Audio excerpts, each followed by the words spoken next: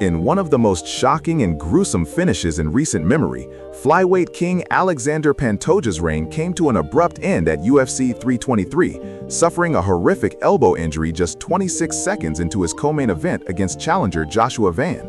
The immediate aftermath plunged fans and officials into confusion regarding the true nature of his devastating arm injury, but new updates from Pantoja's team have clarified the nightmare. And despite the brutal setback, the cannibal has a powerful message for everyone watching his road to recovery. Welcome back to Combat Buzz Daily. Today we've got a huge update involving Alexandre Pantoja's horrific elbow injury and his ongoing medical journey. We also have reactions from the MMA community, breaking info about his potential recovery timeline, and updates on Pantoja's defiant message to return. Let's jump straight into it. The T-Mobile Arena erupted with anticipation for the flyweight title clash at UFC 323. But the excitement quickly turned to horror as Alexandre Pantoja's title defense against Joshua Van concluded in a devastating fashion. Just seconds into the first round, Pantoja, known for his aggressive pressure, launched a head kick that Van swiftly caught. As Pantoja fell to the canvas, he instinctively tried to brace himself with his left arm, a routine defensive maneuver that went catastrophically wrong. His elbow visibly snapped and bent in an awkward, unnatural direction, forcing the referee to stop the contest immediately. Joshua Van was declared the new flyweight champion by TKO due to injury in a mere 26 seconds, marking one of the most unfortunate title changes in UFC history. In the immediate aftermath, there was a whirlwind of confusion surrounding the exact nature of Pantoja's injury. Initially, UFC officials and sideline reporter Megan Levy reported that the former champion had suffered a left shoulder dislocation with spontaneous reduction. UFC President Dana White even echoed this diagnosis in the post-fight press conference, stating he believed it was a shoulder injury that was put back in place backstage. However, the live broadcast commentary team, including Joe Rogan, expressed immediate disbelief, with Rogan famously double-checking the diagnosis and remarking, "You saw his elbow literally leave the joint." Their suspicions were later confirmed by Pantoja's team and reported by renowned MMA journalist Ariel Helwani. Pantoja had indeed sustained a severe elbow injury, not a shoulder dislocation. This clarification came after significant fan bewilderment and comments like, "His elbow exploded," flooded social media, criticizing the initial official report. Regarding Pantoja's recovery, medical experts have weighed in on the challenging road ahead. Sports medicine physician Dr. Brian Sutterer, in a conversation with Ariel Helwani, offered a ray of hope by suggesting that most elbow dislocations, unless accompanied by a large fracture, typically do not require surgery. He believes Pantoja will likely undergo an initial period of immobilization to allow the joint to stabilize and heal naturally, with surgery only being considered if instability persists. However, UFC President Dana White was less optimistic about a quick return, stating Pantoja would need MRIs to assess ligament damage and that there's no immediate recovery timeline. White expects Joshua Van to make a title defense before Pantoja is ready to step back into the octagon. Despite the agonizing loss and the daunting recovery, Alexandre Pantoja's spirit remains unbroken. He quickly took to social media, sharing a defiant message with his fans. "I've been through worse. I'll come back even stronger, you can be sure of that. Thank you for the messages." In a follow-up video, the former champion reiterated his resolve, proclaiming, "I'm going to work very hard and I'm going to take my belt again." The MMA community has rallied behind Pantoja, recognizing the tragic nature of his title loss and Our top story today involves Alexandre Pantoja, who has just received a crucial medical update on his elbow injury after UFC 323. According to his coach, Marcos Perumpa of American Top Team, they said, "Nothing is broken." This has caused major reactions across the MMA community. Fans were shocked and worried following the gruesome injury, with initial confusion surrounding whether it was a shoulder or elbow that was damaged. Commentators like Joe Rogan and Daniel Cormier voiced their disbelief on air when early UFC medical reports suggested a shoulder dislocation, contradicting the visual evidence of Pantoja's elbow buckling. Now, with confirmation from Pantoja's team via MMA journalist Ariel Helwani that it was indeed an elbow injury and no shoulder damage occurred, a clearer path to recovery is emerging. While the immediate fear of a broken bone has been dispelled, medical experts suggest the recovery timeline for such an injury could range from 4 to 6 months, possibly extending to 9 to 12 months if surgery ultimately proves necessary. However, the positive news that nothing is fractured significantly boosts hopes for a quicker return without a surgical intervention. Alexandre Pantoja himself has taken to social media, posting an inspiring statement vowing to come back even stronger and reclaim his belt. His team is pushing for an immediate rematch, contingent on a reasonable recovery timeline. This situation could drastically affect the UFC flyweight title picture.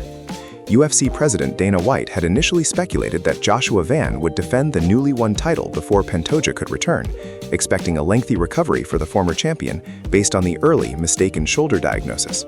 However, with the updated medical information and Pantoja's unwavering determination, the prospect of a direct title shot upon his return is a strong possibility, keeping the division's future in an intriguing state of flux.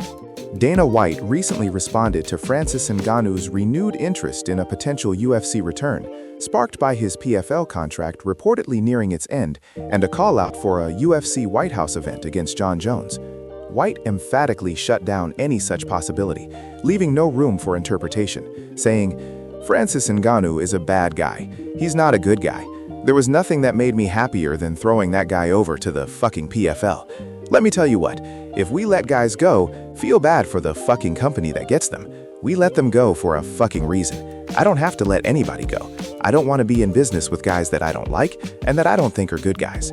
Dana seemed heated and utterly frustrated, especially regarding the lingering disputes from Ngannou's past with the organization, which include a highly controversial alleged physical altercation. White recounted incidents where Ngannou reportedly became aggressive over a disputed post-fight bonus, claiming the Predator physically accosted him and UFC Chief Business Officer Hunter Campbell. He clarified the nature of the alleged physical confrontation, insisting that it wasn't a direct threat, but still an unacceptable breach of conduct. White detailed a moment in his office where Ngannou was upset about not receiving a $50,000 bonus, stating, "Let me be clear on something when I say the physicality. It's not like Francis came in here and threatened us or anything like that. I'm starting to leave and he grabs me by my shirt and pushes me back in my office, and I said, 'Dude, get your fucking hands off me.'" This staunch position from the UFC president came after Ngannou had addressed White's earlier accusations, which first surfaced last month. Ngannou, speaking on the Ariel Helwani show, offered a measured response, expressing annoyance at constantly having to defend himself against such claims. He subtly challenged White's narrative, suggesting that if the alleged incident happened in White's office, there would surely be camera footage to verify it. Ngannou concluded by stating he's long gone from that drama and simply wants to be left in peace. White's unwavering stance unequivocally closes the door on any potential reconciliation or return for Ngannou to the UFC. This leaves many speculating about the future landscape of the heavyweight division and how the UFC will continue to shape its roster and marquee matchups, especially with other top contenders vying for championship gold. Reports now say the UFC is actively planning the immediate future of the flyweight division, with a blockbuster title clash between new champion Joshua Van and surging contender Tatsuro Taira at the forefront. UFC President Dana White, addressing the fallout from Alexandre Pantoja's devastating injury at UFC 323, stated, "They popped his shoulder back in. I thought it was the elbow. No, it was not his elbow, it was his shoulder. Now they've got to do the MRIs and check out the ligaments and see how it is. So we don't have a time frame on how long he'll be out. No matter what happens, listen, I'm not a doctor or anything, but I don't see him coming back anytime soon. I think there will be a title defense before he comes back. I think he's going to need some time." This means the UFC wants Joshua Van to defend his newly won flyweight belt, likely against Tatsuro Taira. The scheduling problem with former champion Alexandre Pantoja, who suffered a left shoulder dislocation with spontaneous reduction just 26 seconds into his UFC 323 title defense against Van, means he is sidelined indefinitely. While initial reports and even commentary teams, including Joe Rogan, suspected an elbow injury, the official medical update confirmed it was the shoulder. This shift in the division opens the door wide for Tatsuro Taira, who delivered a career-defining performance at UFC 323 by becoming the first man to ever finish former champion Brandon Moreno with a second-round TKO. Taira wasted no time calling for a shot at the gold, and his dominance has clearly put him in pole position for Van's first defense. Betting odds are already emerging for an early 2026 showdown between Van and Taira, cementing this as the most anticipated matchup in the division's immediate future. Meanwhile, Alexandre Pantoja is focused on recovery. Despite the horrific nature of his injury, the former champion remains resolute, taking to social media to tell fans, "I've been through worse. I'll come back even stronger. You can be sure of that." His team has expressed a strong desire for an immediate title rematch once he's medically cleared. But with Dana White's statements, it appears Pantoja will need to wait while Van keeps the division active. new champion Joshua Van, while celebrating his historic TKO win, which made him the first Asian-born male UFC champion and second youngest in UFC history, has also shown respect for Pantoja, stating, "As soon as he's recovered, I want to run it back. I respect him so much. He's one of the greatest of all time." The UFC 323 co-main event saw an early, horrifying end to Alexandre Pantoja's flyweight title defense, sparking immediate and visceral reactions from across the MMA world.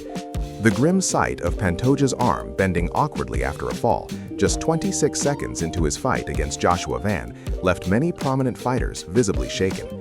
UFC middleweight superstar Israel Adesanya was among those who reacted live, audibly gasping at the clear elbow dislocation as replays showed the brutal impact. Heavyweight champion Tom Aspinall, no stranger to gruesome injuries himself, watched the replays with a mix of confusion and horror, eventually exclaiming, "Oh my God, that's disgusting. I don't even want to watch it again. That 2 times is enough for me. Jesus," urging the broadcast to stop showing the footage. Bantamweight champion Sean O'Malley also cringed at the replays and expressed reservations about Joshua Van's subsequent celebration. Adding to the confusion was the initial medical update. UFC commentator Joe Rogan was left baffled on air after Megan O'Leary reported that UFC doctors diagnosed a shoulder dislocation with spontaneous reduction, despite what everyone, including Rogan and Daniel Cormier, had witnessed. Rogan emphatically stated, "Doesn't even make sense. We saw his elbow literally leave the joint." This widespread disbelief was echoed by fans and even medical experts who pointed to the clear elbow injury. Later reports from Pantoja's team confirmed it was indeed an elbow injury, not a shoulder. Meanwhile, the new flyweight champion, Joshua Van, found himself in a complex situation. Initially, Van appeared concerned for Pantoja, admitting, "I didn't know what happened. He just stopped. I didn't want the fight to go that way." He expressed immense respect for Pantoja and an immediate desire for a rematch, stating, "As soon as he's recovered, I want to run it back. I respect him so much. He's one of the greatest of all time, so I do want to run it back." However, Van's celebration in the octagon, which included sprinting around, drew criticism from some fans and even fellow fighters like O'Malley. Unfazed by the backlash, Van took a defiant stance against his critics during the post-fight press conference, asserting, "Fuck them. If you do good, they would talk shit, and if you do bad, they would talk shit. So do what makes you happy. It don't matter what they think, man. I won." Veteran Matt Brown even defended Van's celebration, arguing that reaching the championship level is a significant accomplishment regardless of the fight's abrupt end. Pantoja, for his part, remained classy, congratulating Van and vowing, "I've been through worse. I'll come back even stronger. You can be sure of that." New reports reveal that Alexandre Pantoja has an elbow injury. Sources say his coach, Marcos Parumpa, confirmed that the injury was to his elbow, not his shoulder as initially reported, and that nothing was broken, and fans instantly reacted with shock and worry, though Pantoja himself vowed to return stronger. This may not be the biggest story of the day, but it definitely affects the flyweight division and the immediate title picture, as Dana White suggested Joshua Van might defend the belt before Pantoja's return. But switching gears to another story that's absolutely dominating headlines, we've got to unpack the intriguing saga surrounding a potential UFC event right there at the White House. UFC CEO Dana White has been dropping some major hints lately, fueling speculation about a historic card set for June 2026. This monumental event is planned to coincide with America 250 celebrations and, fittingly, President Donald Trump's birthday. White recently discussed the possibility following UFC 323, making it clear that discussions for this unprecedented event would ramp up in February 2026. What's truly caught the MMA world's attention is President Trump's personal interest in specific fighters, particularly the heavyweight fan favorite Derrick Lewis, the Black Beast. Dana White revealed that President Trump loves Derrick Lewis and will not stop talking about Derrick Lewis. The hints from White were strong, with him directly asking reporters, "Is the White House ready for Derrick Lewis?" This comes with a crucial condition, however. Lewis must secure a victory in his upcoming bout at UFC 324 against Waldo Cortez Acosta in January. Lewis, who famously called Trump live from the octagon after a knockout win in 2023, even jokingly suggested Trump would need to pardon him for some past warrants and a background to allow him to fight at the White House. The speculation around this high-profile event is immense. While Lewis seems to be at the top of Trump's list, other big names like Conor McGregor, John Jones, Alex Pereira, and Michael Chandler have also publicly expressed interest or been rumored for the card. However, White has also stated his distrust regarding John Jones participating in a White House event. If this event materializes on the South Lawn as planned, with an expected capacity of 5,000 to 6,000 seats directly in front of the White House and massive screens for an additional 100,000 people in the back, it could become the highest attended UFC event in history. This would mean unparalleled reach and exposure for the UFC, and a career-defining moment for any fighter stepping into that octagon. This isn't just a fight, it's a monumental fusion of sports and politics that could redefine the UFC's global presence. The flyweight division has been dramatically reshaped following the co-main event at UFC 323, with the sudden and unfortunate injury to Alexandre Pantoja, which crowned Joshua Van as the new champion. What was initially reported as a horrific elbow injury, then a shoulder dislocation by UFC medical staff on fight night, has now been clarified by Pantoja's own team. His coach, Marcos Parumpa, has confirmed that the injury was indeed to Pantoja's elbow, and thankfully, initial reports indicate no fractures, offering a ray of hope for a swifter return than first feared. UFC President Dana White had initially painted a grim picture, suggesting that Pantoja would face a lengthy recovery and that Joshua Van would likely defend the title against another contender before the cannibal could even think about stepping back into the octagon. However, this outlook is now being met with cautious optimism from Pantoja's camp and medical experts.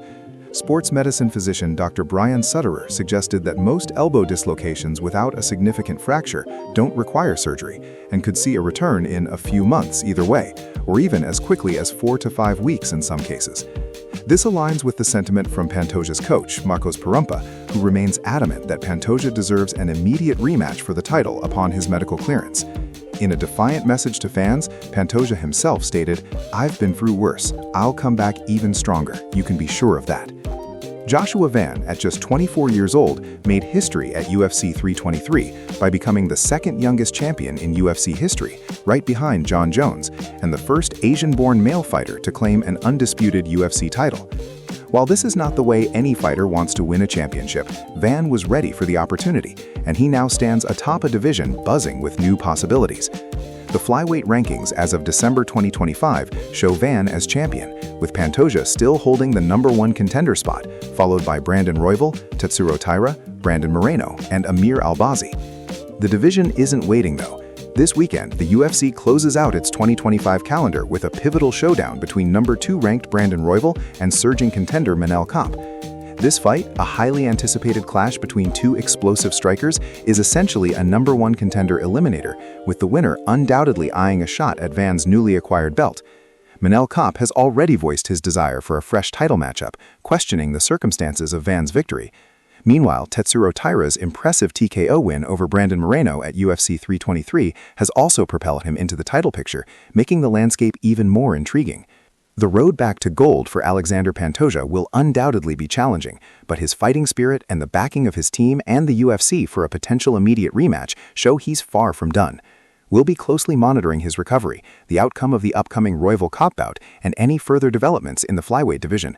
The coming weeks and months promise to be electrifying as the new era of flyweight dominance begins to unfold. What do you think about today's updates? Should Alexandre Pantoja get an immediate rematch for the flyweight title next? Let us know in the comments. If you enjoyed today's video, don't forget to like and subscribe for daily MMA updates here at Combat Buzz Daily. Thanks for watching, and we'll see you in the next one.